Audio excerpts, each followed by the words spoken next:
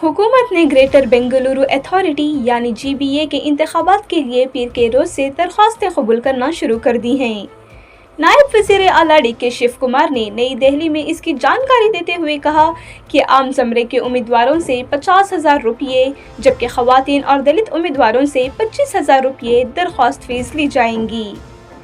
DK Shiv Kumar ने बताया कि ये रकम बिल्डिंग फंड के तौर पर जमा की जा रही है।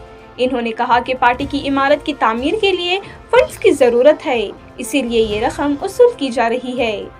इन्होंने मज़ीद कहा कि अगरचे रिजर्वेशन को अभी हतमी शक्ल नहीं दी गई है, लेकिन इसके बावजूद दरख्वास्तें इसलिए तलब की जा रही हैं ताकि ये मालूम हो सके कि 369 वार्ड से कितने लोग इलेक्शन लड़ने में दिलचस्पी रखते हैं। नायब वज़ीर आला के मुताबिक GBA के इंतखाबात अगले साल मुतवक्का हैं, ताहम इंतखाबात की सरकारी तारीखों का ऐलान अभी तक नहीं किया गया।